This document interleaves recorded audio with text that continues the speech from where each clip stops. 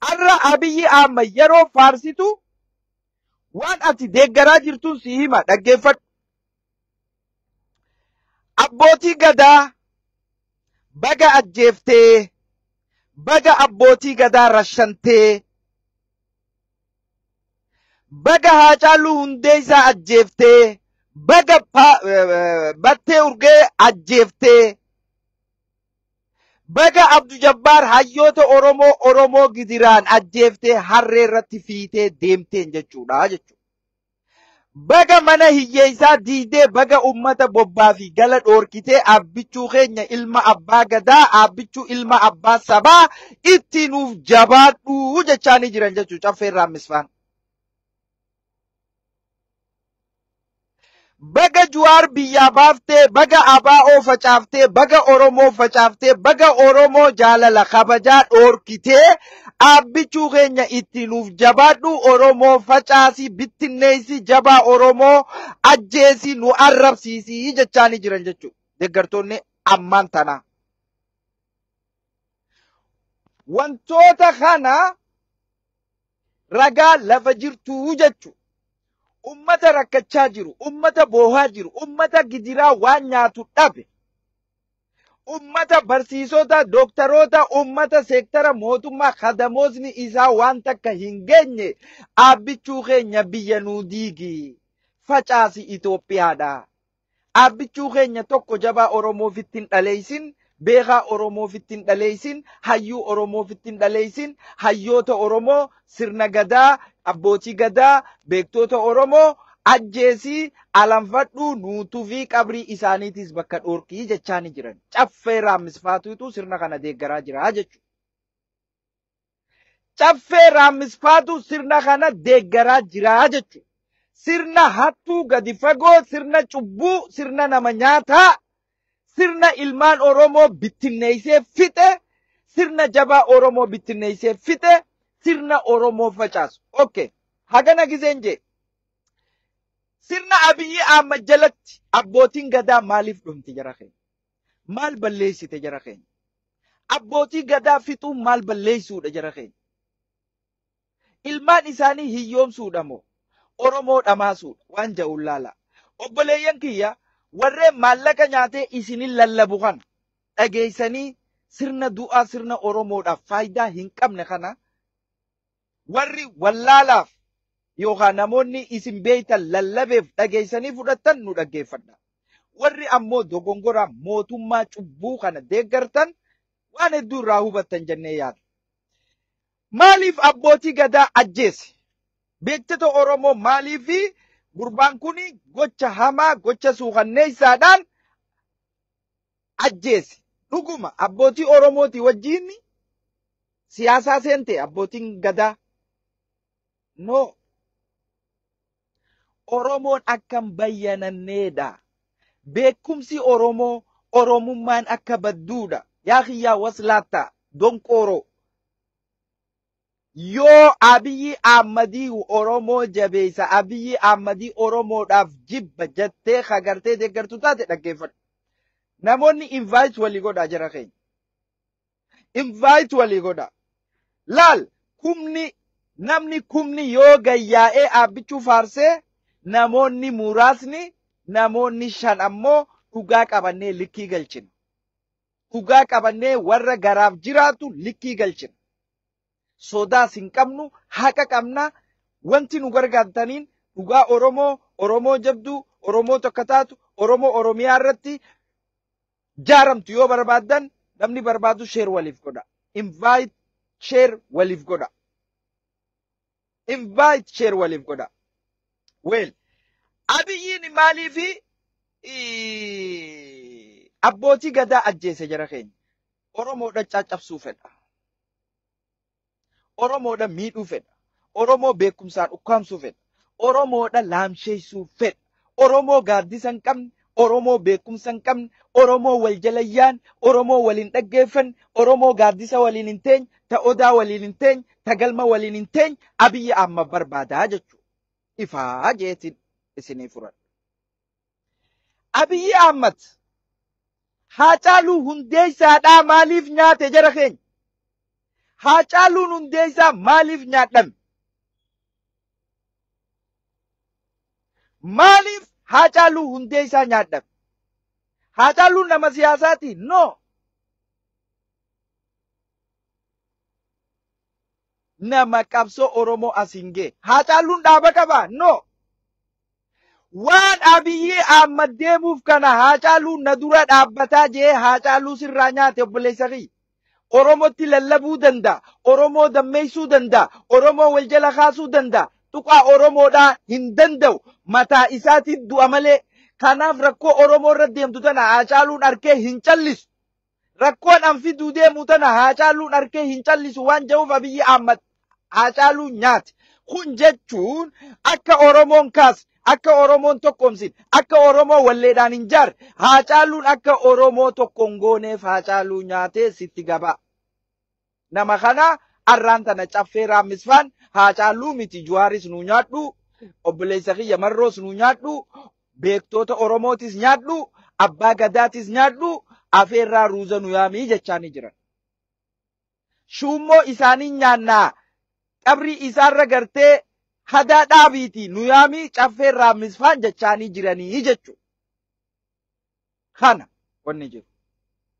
Dhabama godhi hayyoota Oromoo nyaadhu biyyi tun si qofaan maltee jarri biraa gartee gantuudha yookaan jarri biraa biyya biraatii dhufee si qofaa abbaa malaati, si qofaa abbaa dhugaati, si qofaa siyaasaan galma gahaa abbaa feete Oromoo caccabsii Juwaaris ajjeesii taasisaa nu yaamii dhufnee bonyaa jechaanii jiran jechuudha.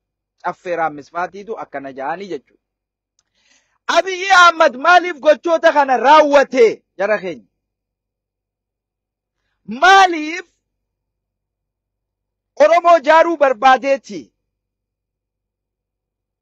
Look, waan Abiyyi Ahmad godhe abaa'oo akkamit diige? Abaa'oo waboo akkamit diige? Hayyoota biyya keessa badhaadhina akkamit diige? Lammaa Magarsaa fa'aa eessa geesse? Xayyibaa fa'aa eessa geesse? Warqinaa Gabayyoo fa'aa eessa geesse? Warreen akka Taayyeedhaa eessa geesse? Maaliif barbaachisa? Jarri kun dhaaba isaaniiti. Quuqama Oromoo qaban. Na dhaggeeffadhu jarana. Waan quuqama Oromoo qabaniif jarana. Waan quuqama Oromoo qabaniif nama Oromoodhaaf quuqamuuf. Kana ati har'a aabbichuu abbaa malaa jettee naaf aarsitaa jechuudha. Kana warri gartee garaadhaan yaadu, warri laagaadhaan dhaga'u, kan gartee adda bilisummaa hokkee isatti jiru, warreen akka caffeedhaafaan, warri hokkee isaanii bilisa baasan, warri hokkuma isaanii bilisa baase, adda bilisa baasaa hokkee tiyyaa je'ee dubbii sabaa lafa kaa'ee hokkee isaa bilisa baasutti goree ummanni Oromoo bal'aan akka beeku jechuudha. Ummanni Oromoo bal'aan akka beeku jechuudha. Adda bilisa baasaa hokkee tiyyaa jeeti hokkee isaa bilisa baasu jira. Walaa caffee, walaa falmataa, walaa Jamaal Aliitii manguddoo sakka takka guuranii gayyaasanii jechuudha. Oromoo cabsi, Oromoo dhabamsiisi, waggaa dhibbaaf balleessi, haawwan sabaaf sablammii biyya keessa jiran daaraa godhi dhufnee si wajjin boonyaa jechuun jiran jechuudha caffee raammisfaan.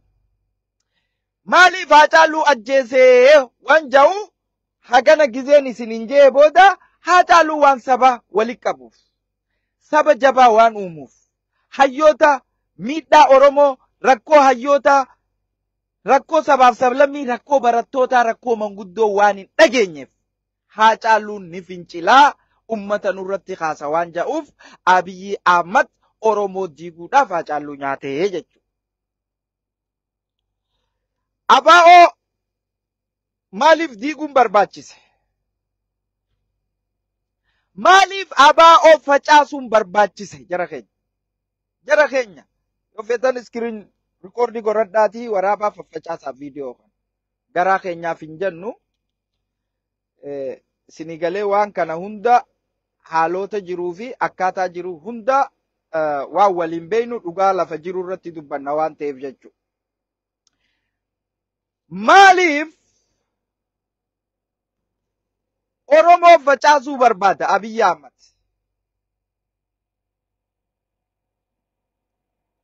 Kamaal galchuudha itti gaafatamaa nageenyaa godhee abaa'oo facaasii je abaa'oo eltiraa dhaqee fide. Oromoo faffacaatu fedha jara keenya. Hin arkan ijan qaban hoolaan gaafa qalame samii arka siyaasan beekan. Because laagaadhaan dhagaan mataan isaanii yaadu garaadhaan dhagaan gurri isaanii kan isaan ittiin yaadan garaa fi kokkeedha. Waan liqimsan qofa barbaadan dhimma sabaatii miti. Hin carraaqqatan. Gabbahanii rakkoo gurguddoo kana Oromoo irratti oofan gurbaa Oromoo facaasu. Gurbaa bassoo maraataan nyaate Oromoo godhu. Nun galchu jechaa jiran caffee raammisfaan kana deeggaraa jiran. Maaliif deeggaran? Dhugaa qabanii noo. Adda bilisa baasaa kokkee caffee raammisitti jira. Caffee raammis kokkee isaa bilisa baasu jira. Oromoon marti beekuu qabdi. Adda bilisa baasaa kokkee caffee raammisitti jira. Adda warri caffee raammis fakkaatu kun hundinuu jechuudha. Dhugaa Oromoodhaa kana wanni dhoysuu barbaadaniif abbichuu jalatti abbaa ilma abbaa gadaa jalatti Oromoon jara keenya abbichuu jalatti Oromoon tokko taate je'aniiti yaaduu dadhabaniiti miti. Sabarra garaa filataniiti. Haraarsoo Biqilaa, Yilmaa Mardaasaa, Atoomsaa, warreen hoggantoota ABO'dhaa akkamitti facaase. Ilillii keessatti dubra qachee itti kannee ABO facaasee fidee aangoo itti kan. Har'a isaan eessa jiran? Amiin Jundiidhaa maal harkaa qaba har'a? Leencoo Baatii, Leencoo Lataa, Diimaa Naga'oo,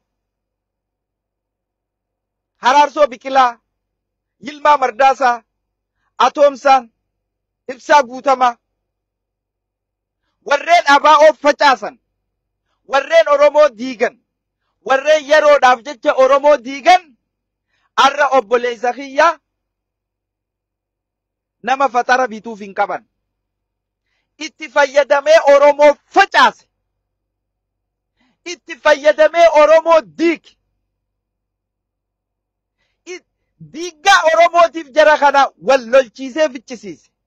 Arraan tana jaraan isinii yaame kana mogga qabeeti akka koondamitti darbee Maraaraa Guddinaatii fi Daawit Ibsaa kan duraan hidhaa ture barbaadaa jechuudha. Masa fakkar. Jara kana barbaadaa jechuudha jara keenya. Mee nama kana Oromoo jabduu biratti barbaadda. Aboo yoo hin beekne dhaggeeffadhu. Yoo hin beekne itti gachiisi waan Abiyyiin Oromoo godhe laali. Yoo hin beekne nama beekurraa baradhu. Yoo isarraa ka Oromoo jabduu barbaaddu taate Oromoo facaasee fixe. Yoo isarraa ka Oromoo paawara qabdu taate Oromoo nyaatee fixe. Biyya nyaatee facaasee fixe. Jara kana warreen akka Haraarsoo Biqilaa fa'a har'a namni kursii bituuf hin jiru jara keenya. Amma Daawit Ibsaa fa'aadhaa ballaquu barbaadu. Maaliif bakka takkatti walitti qabee Oromummaa hin cimsine? Maaliif bakka takkatti walitti qabee sabummaa hin cimsine? Aangoo isaatiis akkasitti turtii fi Oromoomaa walitti hin qabne. Maaliif jaalsanyii marroo gaara dhiisee wal lolchiisuu barbaade? Jara keenya. Jara keenya.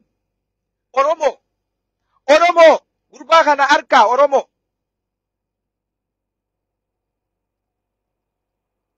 Isaan lachuu fidee Oromoodha. Gaaddisa isaa jala maa walitti hin qabne maa walitti hin araarsin. Jaalsanyii galchee marroo maa dhiisa. Jarana gurbaan Oromoodha diigu jira. Oromoodha bittinneessu jira. Oromoodha facaasaa jira. Oromoodha gartee akka isii waan takka hin goone godhe. Akka Oromoon dantaa hin qabne diinaas firaas biyya alaa keessaas ka biyya keessaatis Oromoon ifirraan dhoorkine godhaa jira jechuudha.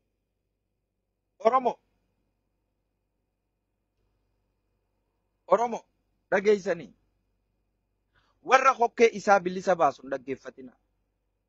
Adda bilisa baasaa hokkee isaa warra deeggaru hin dhaggeeffatina. Warra garaadhaan dhaga'u warra hokkeedhaan dhaga'u hin dhaggeeffatina. Warra garaan arku warra hokkeedhaan arku dhimma sabaa maaltu na galchaa jechaa jiran jechuudha. Dhimma sabaa maaltu na galchaa jechaa jiran. Dhugaa saba kanaa warri barbaadu sheer waliif godha. Haqa faarsee bulaan haqa sheer godha. Jidduudhaan waa'ee faarsee bulaa xiqqashoo isinii tuqu. Hundi faarsee bulaadhaa jaan lakki. Warri Juwaar faarsu faarsee bulaa miti. Juwaaruma maallaqa kafalleefiiti faarsaa jira. Waanii nan fedhu yaa Rabbii ji. Yaa Juwaar keenya beekumsa qabda dandeettii qabda jennee kafalleefi akka inni nu hojjetu godhuu feena. Faarsee bulaan nuu miti. Faarsee bulaan akka hojjetee bulatti warra faarsee maallaqni kafalamuuf sani faarsee bulaan. Nuti warra haqa ifii faarsuu. Haqa keenya rakkoo teenya rakkoo saba keenya faarsaa jirra. Nu dhagahamee beekumsa keenyaan dandeettii teenya. Waa'ee faarsee bulaa adda nu baasa. Maammeen faarsee bulaa Juwaar guddaadha. Garuu Juwaarii kafaleefi faarsuu fedha. Juwaar kafaleefi dubbifachuu fedha garuu. Yaaboo nutti hin callisin. Rabbii ji abbaan furmaataasii yaa Juwaar keenya. Nabii fi rasuulaan qabnee yoo inni callisee gabbaafnee saba kanaaf akka hojjetu goona kafalleefi. Juwaar nuu kafaleetii miti. Kafalleetiif jechuu barbaadeeti. Rakkoo sabaatiif jecha kafallan dhuunfaadhaafi miti. Rakkoo teenyaafi miti jechuu wanni kafallu. Yoo Juwaar dhaabbatee yoo kafallee faarsee bulaa kana akkasii adda baafadhaa. Warra immoo faarsee galgala afaanitti darbanii adda kokkee isaa bilisa baasaa kokkee isaatii jira jechuudha. Warreen akka caffee raammis kan dhugaa ummataa dhoysu. Biyya gadadoo keessa kufte ukkaamsuu ka barbaadu. Gurbaa Haacaaluu ajjeese Haacaaluu miti gartee wallistoota hafellee fixii jechaanii jira jechuudha caffee raammis. Beekaa Oromoo Juwaaris ajjeesii jechaanii jira caffee raammis. Oromoo biraatis ajjeesii dhufnee taaziyaa teenyee boonyaa jechaanii jira caffee raammis. Abbichuu keenya ati goota abbootii gadaatis taaftellee rashanii jechaanii jira caffee raammis. Abbootii gadaa ta duraan abbootii gadaa karrayyuutii mi abbootii gadaa biraa taaftellee rashanii ati goota keenya ni boonya dhufnee taaziyaa teenyee imimmaan naachaa boonyaa jechaanii jira. Waan galliqimsuuf jecha akkas jechaanii jira jechuudha. Dhugaan jirtu kana. Juwaar Maammadis akkamitti si jalaa bahaa? Biyyaan bahu je'ee akkamitti si jalaa bahaa maa gadhiiftaa? Maa hidhaa baaftaa? Hidhaa sanii akkamitti gabbaaftee lubbuun akkamitti si jalaa ba'ee? Aboo maa Juwaar Maammad ajjeeftee garaa nuun qabbaneessinee jechaanii jira caffee raammisfaan jechuudha. Fakkaataan caffee raammisfaan Juwaar Maammad ajjeeftee maa garaa nuun hin qabbaneessin yaa abiyyii keenyaa jechaanii jiran jechuudha. Isin galee rakkoo sabaatii miti jechuudha. Isaanis jabaa Oromoo nyaatanii abbootii gadaa nyaatanii abbootii gadaa Karrayyuu, abbootii gadaa Gujii, abbootii gadaa Arsii, abbootii gadaa Ituu, abbootii gadaa Tuulamaa warra hafe nuura shanii jechaanii jiran caffee raammisfaatiitu akkana jechaanii jira jechuudha. Oromoo duguuguun kee sirriidha. Beeytoota Oromoo fixuun kee sirriidha. Haacaaluu ajjeesuun keeti sirri. Abdu Jabbaar ajjeesuun kee sirri. Foon Oromoodhaa ajjeeftee harree irratti fiitee magaalaa keessa Oromoo gartee burjaajessuun kee sirriidha. Yaa abbichuu keenya. Yaa abbichuu abbaa malaa waan gaarii jirtaa itti nuu jabaadhu jechaanii jiran jechuudha. Kana sheer waliif godha. Kana jechuudha. Kun jechuun gurbaan gartee diimaan kun Juwaar Maammad kabaanan kun Oromoodha sirra kaasaa jira. Oromoon ni dhageessi. Yoo Oromoon sirra kaate tokko taati. Yoo hawaasni sirra ka'e tokko ka'a. yaa aabbichu rabbii jii gurbaa kana gartee dooraalaas kafali bakka inni jirutti nurraa ajjeesii jechaanii jiran jechuudha. Gurbaan kun Oromoo jabduudha uuma. Oromoo akka 2018 ta addunyaan faarsitu san uuma. Oromoo gartee addunyaan beektu san lallabee deebisa. Gurbaan kun dandeettiidha qaba. Dippiloomaasii harkaa qaba. Addunyaa harkaa qaba. Oromoo harkaa qaba. Ni dhageessi. Yaa abichuu keenya dooraala hanga fedhe baasi. Jawaar Mohaammed biyya alaa keessatti nurraa ajjeesii jechaanii jiran caffeerraa misfaat. Ni taaree kun never ever Jawaar Mohaammed namni dura lubbuu kan nuuf nuyi. Warra akka caffeeraamis warra fakkaataa isaa ilmaan doobiroo warreen akka gartee Jamaal Alii kana fa'a warreen gartee bakka isteenyi jiru. Bootaa isteenyi jiru maakii nama dura qabuudhaaf deeman jabaa ibsaan akka Jamaal Alii kana Osfaanaa dhaabbatee maakii nama dura qabuun waan Oromoo hojjechuu miti. Dhagahi waslaattaa maakii maammee duratti qabuun maakii viviidee carqii kursiirra aftee sirreessuun dhimma Oromoo beekuu miti. Dhugaan sitti hima dhagayaan. Ati kursiirra deemtee wanta hafuun dhimma Oromoo beekuu miti jechuudha. Kanaaf hagana gizeeniin jee burjaajii Abiyyiin Ahmad uumaa jiru. Burjaajii Abiyyi Ahmad diinummaa gocha badaa sheer godhaagaa jara keenya. Sheer godhaagaa. Warri dhugaadhaa invite waliif godhaa. Ergaa walitti. Hay. Warri jarana baduuf deemnaa dhugaa walitti ergaa. Sheer waliif godhaa bar jarana nu dhabamsiisuu deemanii bar. Jarana Oromummaan dhabdee bar. Jarana namni Oromoodhaaf quuqamu hin jiru bar gosa malee. Oromoo gandaa fi gosaan diiganii jiranii bar. Amantiidhaan diiganii jiranii bar. Amantii maal godhaa jira? Maa teessee na eegde sheer godhi. Maa teessee na eegde. Warri kiristaanaa warri sinoodosii hidhaa jiraa bar. Warri kaan maallaqa itti kannanii akka hin dubbanne godhanii bar. Jiruu keessa jiranii bar Shaamiin Ibroofaan akka itti dubbatan bobbaagala wallaalanii bar. Hidhuuf deemaa bar barbaacha jira. Maa teessee na eegde Oromummaan baddee jirti. Namni gosaa wal diigaa jira. Ijoollee kokkeedhaan dhageessu. Ijoollee garaadhaan dhageessu takka caffee raammistan hafaa. Waan laagaa isaanii guutuu itti kannee Oromoo irra bobbaasaa jira bar. Maa teessee na eegde sheer godhi Oromoon badaa jirti bar. Hay. Oromoon addunyaan beektu Oromoon addunyaa sodaachiftee Oromoon kaaba warra kaabaa kaamma isaan jaan kana albaatii irraa fixxee dhabamaa jirti bar. Oromoo Juwaarii mi bar ka balleeyse Abiyyiin balleeyse.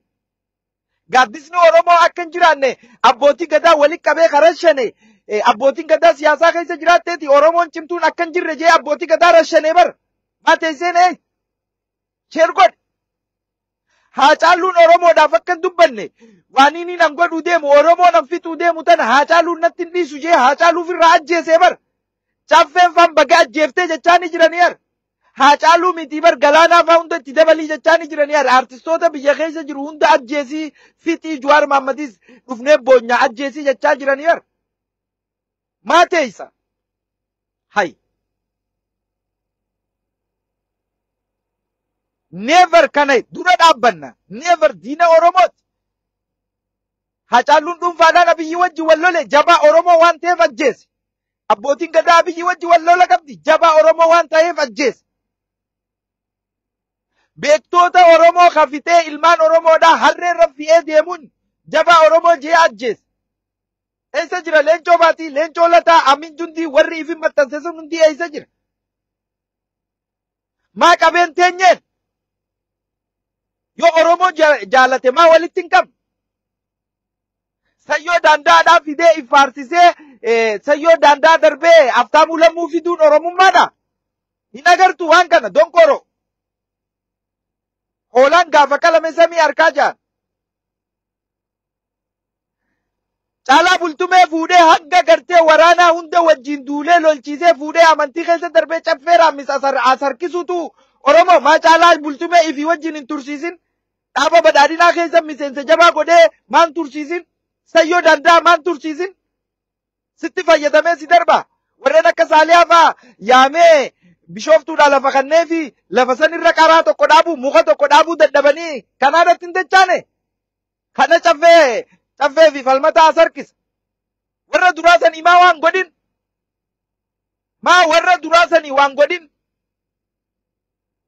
Leencoo baatii fuudhee Suudi Arabiyaa geessee ambaasaaddara godhee leencoon achitti Oromoo walitti qabee Oromoo urgeessee Oromoo walitti qabee yeroo hedduu Oromoodhaaf waan gaggaarii godhe achi fuudhee bakka inni jiru hin beeku. Nama waa gaarii Oromoof dalagu hin fedhu. Kana Oromoo kana ilmi abbaa gadaa ilma abbaa gadaa nyaatuutu ilma abbaa gadaa naan jettaa. Hai. Nama ilma abbaa gadaa nyaatuun ilma abbaa gadaa naan jettaa hin siin jee. Maal balleesse baatteen? Abiyyi wajji wal dhabe. Maal balleesse taayyeen? Maali rakkoon isaa? Namni jabaan Oromoo maa nyaadhama jara keenya? Gowwaa akka Shimallis kana fa'aa malee namni jabaan Oromoo maaliif nyaadhama? Maaliif doorsifama? Maaliif ajjeefama? Kana Oromummaa si ijaaraa Oromoo jabduu aabbichuu jalatti agartaa? Abiyyi Ahmad jalatti Oromoo jabaattee agartaa? Maali wanni irraa sii gale? Mee ciminni Abiyyi maal hojjete? Bokkoo lidarii tolchuun bar magaalaan inni amma tolchetana tujjaara tokko baara irratti dalaguu danda'a bar. Maallaqa harkaa qaba, taankii harkaa qaba, baankii harkaa qaba, injiinara harkaa qaba bar. Kanaan nama madaalta. Kana as Oromoo dura fiddee biqilicii mana shishaa fakkaattu kanaani goota Oromoof waa hojjete jetta biyya jaare jetta. Deem laali Keeniyaa akka isin itti ijaaramne. Ijipti kootu laali. Biyyoota ollaa keetii. Kanaani mootummaa biyya takkaa madaalta. O doosar oofee nu agarsiisee, biqiltuu dhaabee nu agarsiisee, iskabaatar oofee nu agarsiisee, saayikila oofee nu agarsiisee, mangistiin akkanaa eessa jira? Nama waan faarsituun hin qabne bar. Nama waan faarsituun hin qabne kana faarsita. Maallaqaa fi waayoo harkaa qabaatte maali samii burji khaliifaa ijaaruu hin dandeessu?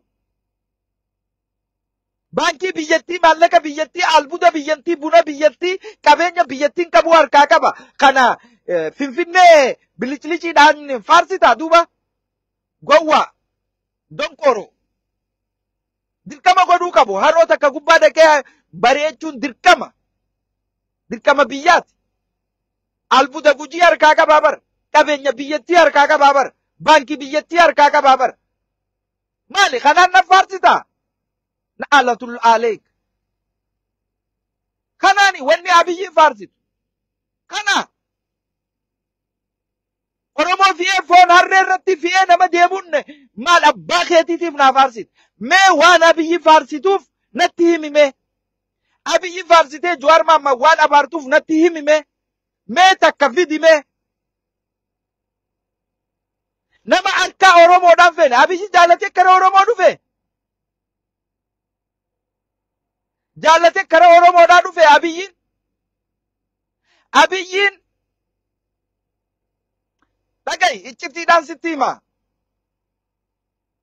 Dhaga'i qabadhu waraabbadhu yoo feete. Gaafa TPLFin Finfinnee seenuudhaaf geessu TPLFis Finfinnee naquudhaaf Geetaachoo daaraa keessaa fuudhee dhukkee irraa dhadhee namni akkas godhe ummata addunyaa warra weestarniiti. Waraana Abiyyi miliyeenaan ka booji'amu san hunda jeneraala jalaa qabanii akkasi booji'ame. Gaafa TPLFin deemtee wanna dhuftu Abiyyiin kuntuutuudhaaf. Aangoo isatti yeroo dhufuu deemtu faannoos ta'if ijaare darbee Isaayyaasis darbee ni naraaramaa je. Because jarri Finfinnee jala dhufe gaa. Ni haraaramtaa ni naraarama. Waadaa seeni waadaa nakan. Haya yaaboo rabbii ijaa carraa takkanaa kanna. Carraa akkam. Carraa akkam. akka nama kana humnaan lolee deebiseetiin gaaratti gartee zammataa naa kannaa fudhadhu boo deemu godhi fudhadhu ke'ee gaara kutee badee jechuu akka nama lolutti. Yeroo Tigree wajjin araaramu maaltu dhufe? Maali wanni dhufe yeroo Tigree wajjin araaramu? Faannoo wajjin wal dhabe. Isaayyaasii wajjin wal dhabe. Faannoon itti dhaadatte dila kana nu ficcisiiftee aarsaa dila kana kafallee lafa gartee Tigraay kana isinii qabataa je'eenii itti kijibee akkas godhe. Asirra taa'ii je'een kara godhu dhabee Oromoo fiigaa dhufe. Si jaallateeti? Waa'ee Oromoo oppoodiyoo keessan daleeyne bara Abiyyi Ahmad Oromoo duguugaa dhufee bar daayinnatii ture bar Abiyyi Ahmad. Waa'ee Abiyyi Ahmad as teessee dhaadheessita. Silaa oppoodiyuuma keessa dalagee wayyaa bar xiqqoo nama Oromoof dalage jaama. Nama kana faarsita. Nama kana nama daayinnatirra hojjechaa ture. Laggasaa wagii farraa kaasi namni Oromoo caccabsaa ture Abiyyi Ahmad. Arrallee duwwaa tuqaashan ideoloojii Oromoodhaa hin qabu. Oromoo fayyadu hin qabu bakka goru bakka seenu dhabeessi dhufe.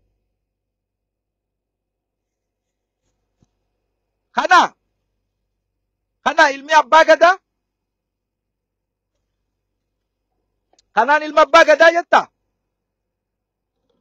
Himi gaanatti as. O kana isa biratti Oromoo jabduu agarta? Isa biratti Oromoo akka qabdu, Oromoo faayidaa qabdu, Oromoo wal dhageessu agarta? Oromoo gosaa malee gosa amantiidhaan si qoqqoodu jira hin agartu ijaan qabdu. As teesseeti warreen si lallabu jee warreen akka caffee raammis kana fa'a namoota jireenya isaa miidiyaa irra ture duwwaa tuqaashan siyaasa nu banne akka caffee kana fa'a osoo nuti hin dhalatin miidiyaa irra jira. Akkanuma jira. Akkanuma. Hin hubatu siyaasa. Laagaadhaan dhagaaga. Laagaan dhagaa. As fiddee seenaa jimjimoodhaa fuutee akkana lash gootee itti darbite. Hin beeku hin arku. Hin galuuf siyaasa. Adda bilisa baasaa hokkee isaatis jabduu silaa ta'e bareeda. Hokkuma isaa kana akka gaarii silaa bilisa baasee bareeda caffee raammis. Really? Akka gaariitti hokkee isaa tana silaa bilisa baasee bareeda. Garaa isaa kana silaa bilisa baasee. Bareeda. Dhugaa Rabbii. Na boonsa. Wallahi na boonsa. Arra Oromoo wajjin Jawaar ajjeesii Haacaaluu baga ajjeefte jechaa ni jira jechuudha. Baga Oromoo rashante jechaa ni jira jechuudha. Nutti qoflaa jira jechuudha arra. Nama Oromoof dubbatu. Warreen akka Jawaar Mahammad kana dhaayii jechaa jira jechuudha. Aboo Rabbii je'i Jawaar Mahammad kana ajjeesii jechaa ni jira jechuudha caffee raammis. Oromoo fixi duguugii jechaa ni jira jechuudha. Waa'ee burjaajii haa fudhannu. Eertiraa maal godhe? Arra Itoophiyaan maal keessa jirti? Itoophiyaan tun daffaramtee Saa'u Suudaaniin daangaa Itoophiyaa sarbitee Suudaaniin daangaa Itoophiyaa sarbitee osoo lola jirtu. Eertiraan daangaa Itoophiyaa sarbitee Jabuutilleen dirooniidhaan Itoophiyaa dhawaa jirti.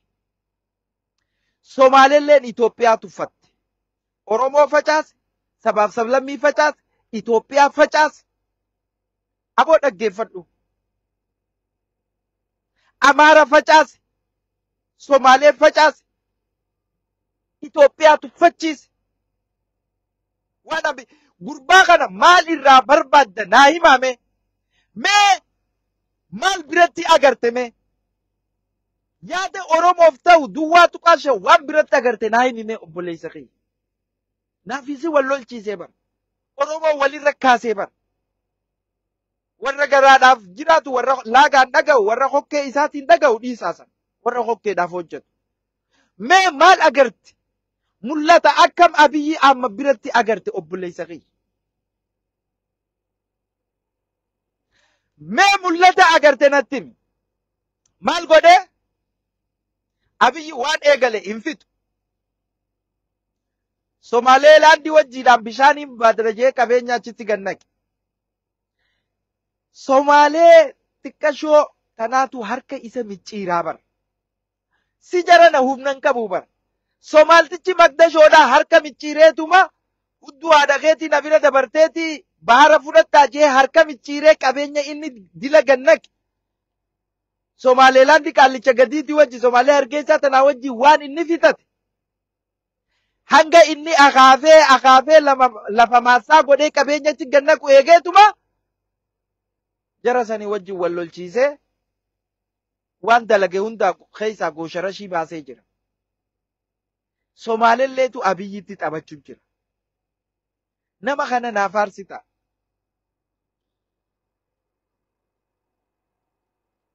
Faannoon maal goote? Eenyu ka faannoo jaare? Eenyu faannoo jaare? Baaleen keessatti faannoon siidaa Haaji Adam Saaddoo Baalee Roobee Gindiir Gobba keessatti jaaruun dhorkine? Faannoon Haacaaluu ajjeeftee Juwaaris nu ajjeesi hin jenneeni faannoon? Bobbaa fi galan hin kunne Diradhaa keessatti. Waa irraanfattanii qoy, waa irraanfattanii. Gurbaa kana mee maal irraa jaalattan? Ummata kana hidhachiisee, ilmaan Oromoodhaaf ficcisiisee, nama kumaatamaan, dhibbaatamaan, Adaa Bargaa, Baale keessatti, Gobba keessatti, Wallaggaan tana guutuu murrug godhee fixee, jajjabaa Oromoo nyaatee fixee, Oromoo koshoruu hasharaa fi warreen akka caffee kana qofa walitti qabatee eessa gaa? Maal si ijaaruu deema obboleessa keenya? Meerree Oromummaan obboleessa keenya? Meerree amantiin? Oromoo as fuudhee warreen akka Balaayifaa, Mikaa'ilfaa, hayyoota amantii kiristaanaa waan inni godhu arku jirtan. Dhuguma rabbitti warra rasaasaan mataa keessa nama dha'u kana yakki isaanii kun dhabameetuma yakka abbootii amantiidhaa kana hidha. Waan islaama taateef baga hiitee jechuu dandeessa gaa. Maybe namni akkasii faan jiraachuu mala. Oromummaa cabsuudha. Oromummaa cabsu. Arra Balaayifaa hidhee, Mikaa'ilfaa hidhee, hayyoota amantii kiristaanaa hidhee, boru hayyoota amantii islaamaa sii dhufa. Taphee hin agartu, hin raaytu, if dura laaltu, saafaa qofa agarta. Ijji adurree somba qofa agarta. Akkasi ati saafaa qofa agarta. Saafaa warraa nyaatu. Adda bilisa baasaa kokkee teetii. Akka caffeefatti jechuudha. Hin raaytu. Wanni ati raaytu gamanaan boruusa sanirra lafeen ni jirti. Wanni ati agartu jechuudha. Woo maraqni san lafee ni qaba. Wanni ati laaltu. Wanni ati agartu. Maraqni san lafee qabaa laaltu. Sa'aatii 24 warra ciisee warra akka caffee raammis kana fa'aa dhaggeeffattaa jechuudha. Adda bilisa baasaa caffee raammis. Adda bilisa baasaa kokkee isaa. Kokkuma isaa bilisa baasuuf waan sabaa godhee sitti haasawa. Mee maal abbaa isaatii fi Abiyyi amma faarsaa. Jawaar Mohaammed maal Oromoo godhe? Maal Oromoof godhe? Ta Jawaar Mohammeditti seene. Abiyyi Ahmad Jawaar Mohammediitu sitti as baase. 2018 dura Abiyyi Ahmad beeyta? Eessatti agarte obboleessa kiyya?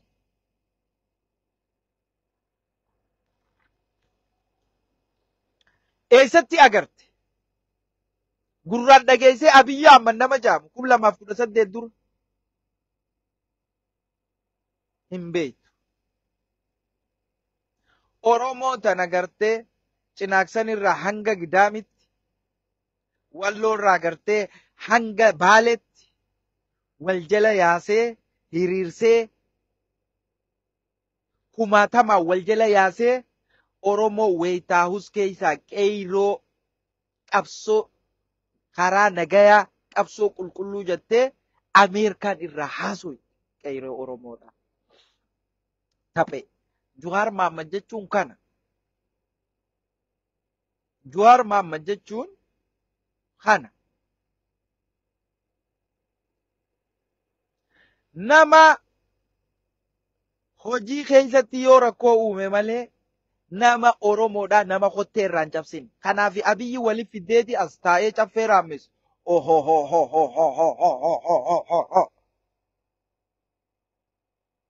Laagaasaatiin akkasi koflu jira. Laagaasaa akkasi kofalchiisu jira. Adda bilisa baasaa laagaa isaati.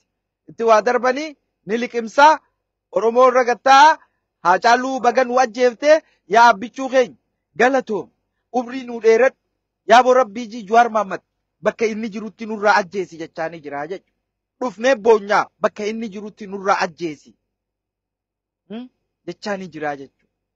Abbootii gadaa baga ajjeeftee foon Oromoodhaa baga harree raffiitee Oromoo marroos dhiibdee abaa'os facaaftee Oromoo taanis gara galchitee Jawaaris baga faffacaaftee warra biyya jiru barattootaas baga mataa nyaattee kaftii guddoo waan Abiyyi Ahmad dhaloota irratti dalagu jiru.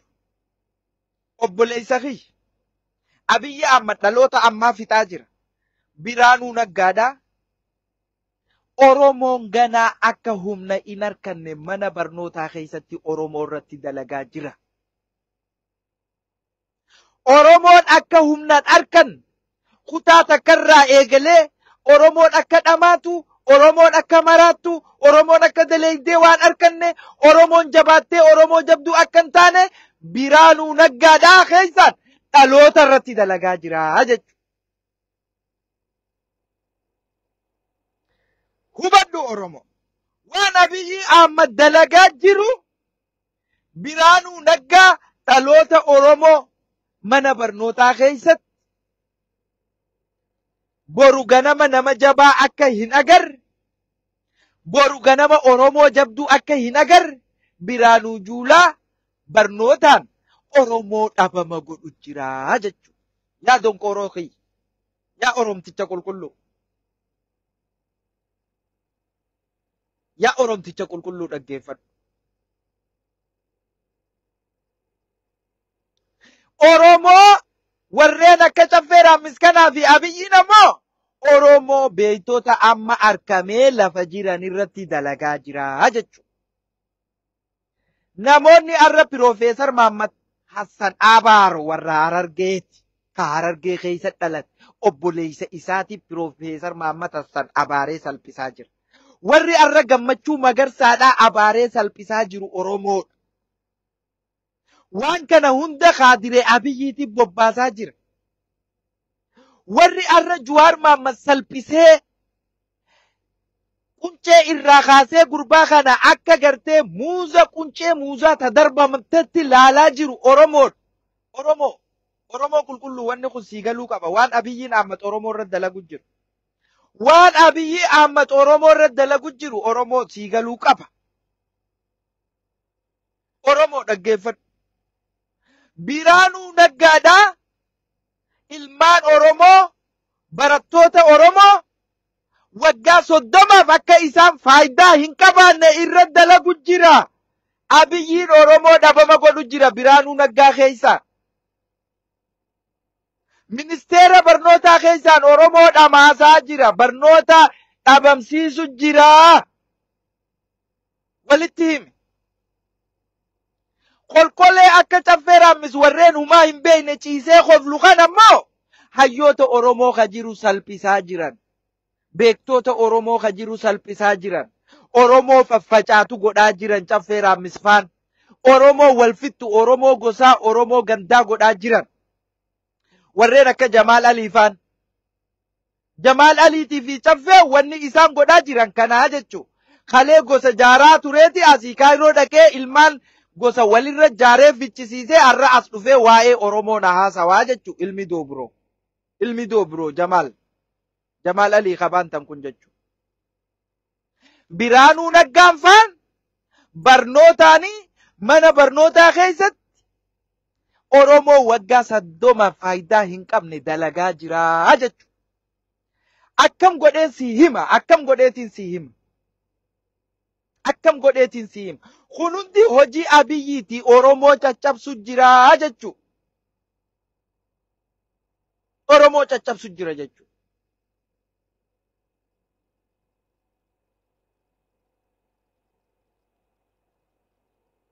Waan kana rakkoon jirtu Oromoo irra jaaree gosaan walirra jaaree gandaan walirra jaaree jabaa Oromoo beekaa Oromoo qabsaa Oromoo goota Oromoo yoo fedhe badhaadhina keessaa jiraatu yoo fedhe abaa'oo keessaa jiraatu yoo fedhe nagaanaa jiraatu hunda salphisaa jiranii jechuudha. Akka Oromoon beekaan dhageenye jechuudha.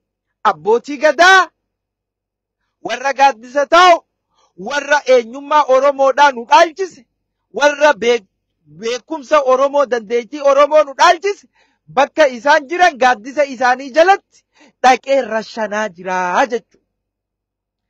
Aartii Oromoo warreen beekumsa Oromoo jaaru warreen akka Haacaaluu Hundeessaa warreen akka gartee Galaanaa Gaaromsaa fixeen nu agarsiisu jira jechuudha. Looyera Oromoo warra Oromoof dhaabbatu warreen babbeekamoo akka Abduu Jabbaar kana ganda keessaa fixeeti nu agarsiisu jira jechuudha. Abbootii amantii Oromoo warreen akka Balaay warreen akka Mikaa'il warreen akka Shaamiin Ibroo warreen isin agartan akka Shee Hajjiinidhaa kana hunda wali qabee nyaatee hidhaan hidhee si agarsiisu jira jechuudha. Mee maal irraa faarsita Abiyyi Ahmad irraa? Mee maali wanni ati irraa faarsitu maali mee jara keenya? Dhuguma rabbitti maal?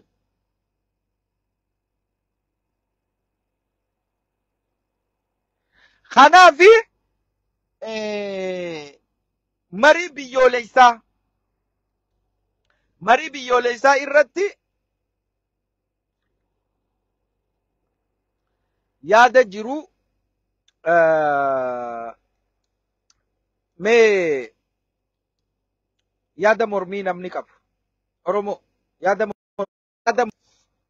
namoonni yaada mormiidhaa qabdan ergadha. Yaada mormii namni qabu yaada mormii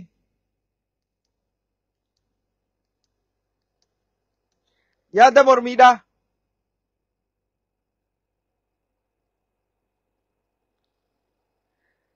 namaa wajjin dubbachuu hin dandeessu. Dhugaa jiru irratti dubbachuu hin dandeessu. Laagaan dhageesseeti adda bilisa baasaa hokkee ifii gad dhaabbattee Oromoo abaarti. Never ever kana ittiin never ever. Wallahi tokkichi kumaan lolla kumaan. Kolkolee dhugaa harkaan qabne tana moobo. Cittoo laagaan dhageessu moobo. Yoo dadhabne laagaa isaanii guunneeti waa'ee Oromoo irraa dhaamne. Yoo dadhabne immoo dhugaa jirtu itti himneeti waa'ee Oromoo irraa dhaamne. Caffee faa miti akka caffee raamis kun 150 haa dhufu. Likki isaan galchina likki isaan galchinaan jee. Likki dandeenyu laagaa isaanii maallaqa waliin buufnee guunnaaf silaan dalagatanii ciisanii Oromoo abaaranii.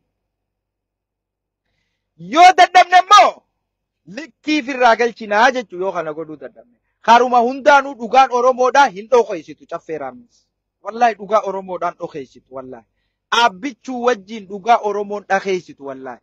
Abiyyi abbaa gadaa nama farra Oromoo diina Oromooti wajjin Oromoo fixiin never ever hin taatu wallahi. Hin dandeessus ammaas humnaas hin qabdu paaworaas hin qabdu. Siyaasni waggaa 30 dura si hin galin siif hin galu ati.